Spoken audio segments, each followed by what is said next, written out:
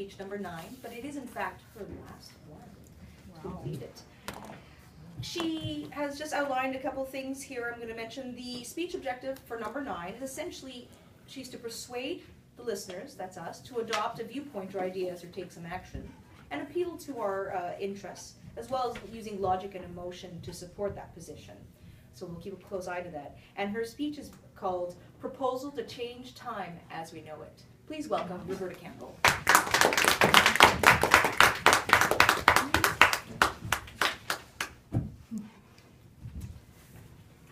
Madam Toastmaster, fellow Toastmasters, today I have a challenge for you to change time as we currently know it.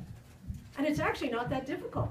It doesn't involve tinkering with the time with Einstein's theory of relativity or the space-time continuum. It involves signing a petition.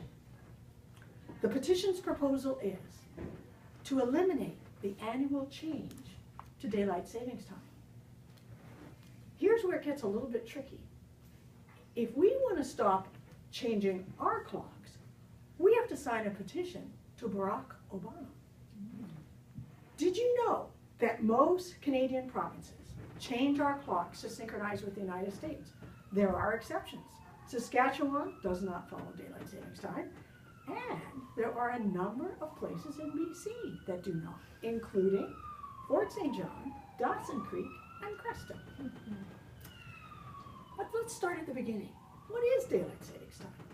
It's the practice of advancing clocks during the mid-spring until mid-autumn for more daylight hours in the evening, less daylight hours in the morning. Time is adjusted by 1 hour springing forward during the spring, falling back 1 hour in the autumn. Let's go farther back in time, when it all started. The Germans were the first to implement daylight savings time on April 30th, 1916 to conserve coal. Russia and the United States followed in 1918 as part of a movement to have standard time zones around the world. Daylight savings time has been used by a number of countries during various times. However, it was during the energy crisis of the 1970s that many countries implemented it. How daylight savings times work has actually changed over time. In 1973, daylight savings time was observed for 12 months, not just from the spring to the fall. The dates daylight saving time starts and ends was not standardized until 1986, when it began on the first Sunday in April and ended on the last Sunday in October. The rules changed again in 2007. Daylight saving time has been extended, now begins on the second Sunday of March and ends on the first Sunday in November.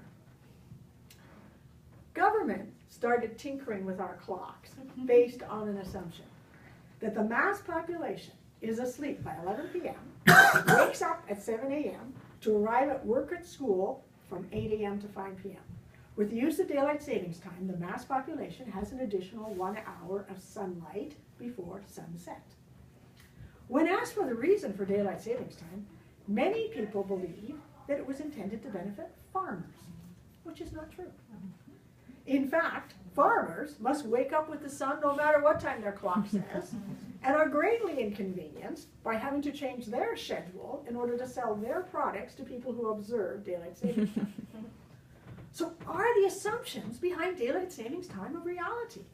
The benefits of implementing daylight savings time are only experienced when the mass population operates on the same time pattern.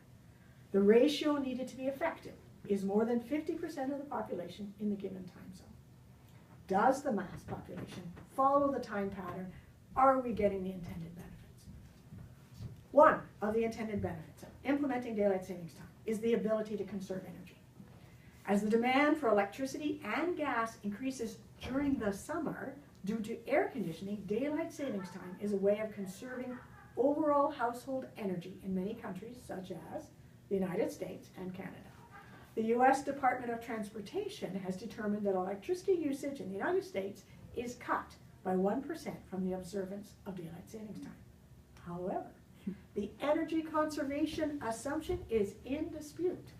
According to a report published by the California Energy Commission, the change in 2007 to start daylight savings times 4 weeks earlier had little or no effect on energy consumption in 2007 during that period. Currently, daylight savings time gives us more daylight in the evening rather than in the morning. However, there has been research on alternatives.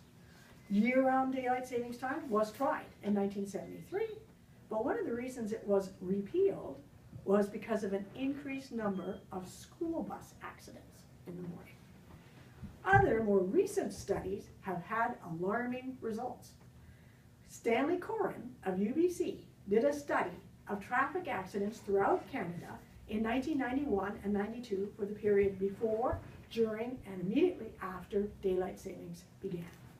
Alarmingly, he found an 8% jump in traffic accidents on the Monday after the clocks are moved ahead. He attributes the jump to the lost hour of sleep.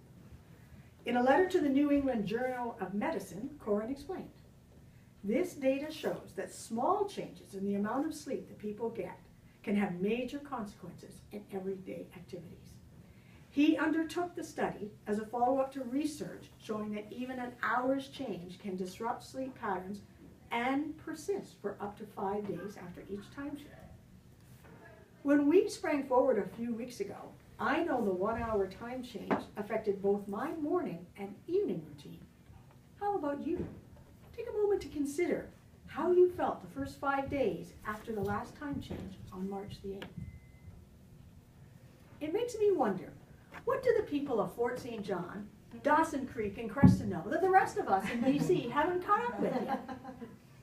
In conclusion, I propose we move forward by going back to the time when sunrise and sunset changed gradually with the seasons and everyone moved naturally. Let's change time as we know it. Ask the United States to stop doing daylight savings time, and Canada will follow. I have here the petition for you all to sign. Thank you very much.